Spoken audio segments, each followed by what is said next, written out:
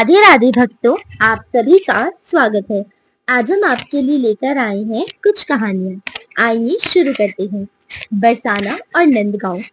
आज भी बरसाना और नंदगांव जैसे गांव दुनिया में कहीं नहीं मिलेंगे। दोनों में सिर्फ 5-6 मील का फर्क है। ऊंचाई में देखने पर दोनों एक जैसे ही दिखते हैं। आज तक बरसाना वाली राधा को अपनी बेटी और नंदगांव वाले कान्हा को अपना बेटा मानते हैं। 5,000 से ज्यादा वर्ष बीत गए, परंतु उन लोगों के भाव में फर्क नहीं आया।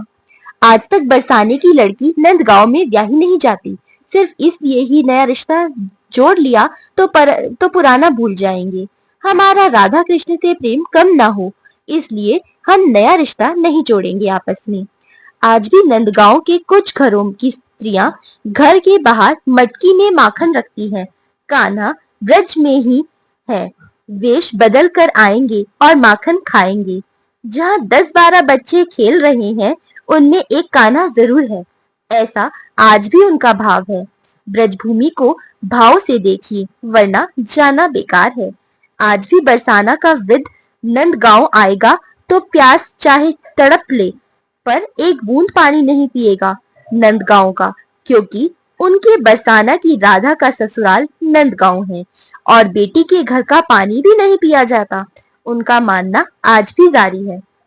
इतने प्राचीन संबंध को आज भी निभाया जा रहा है। धन्य है ब्रजभूमि का कण कण।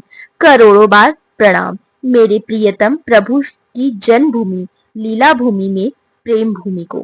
जय श्री कृष्णा, जय श्री राधे। मेरे बाके बिहारी जी। एक बार श्री कृष्ण ने एक गाय से पूछा, मैंने तुझे सींग दिए ताकि तू अपनी रक्षा कर सके, पर तू तो कभी किसी को मारती ही नहीं।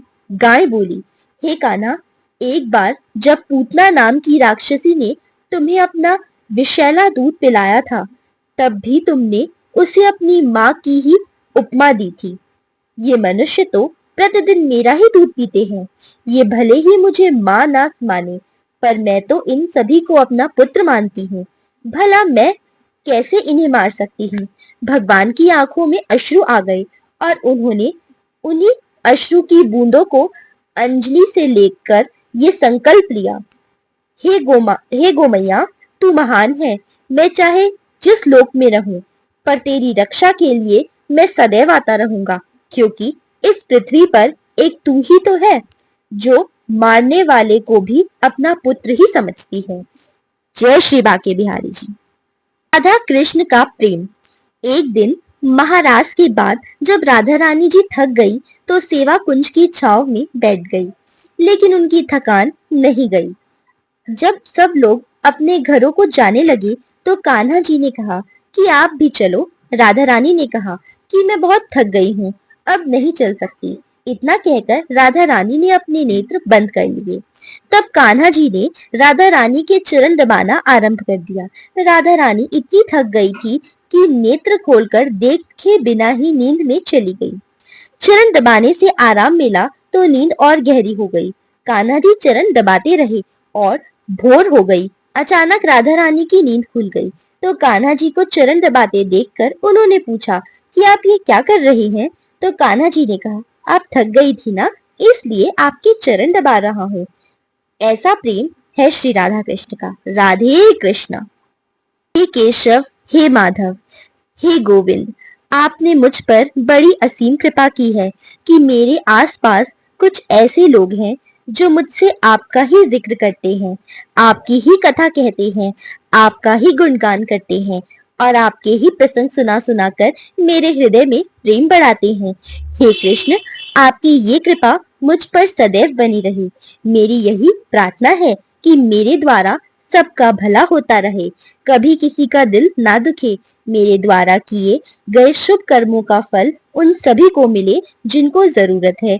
अगर मैंने कुछ पुण्य कर्म किए हैं तो वह पुण्य उन अवस्थ असहाय लोगों को दे देना, जिसके उनका जीवन सहज हो जाए।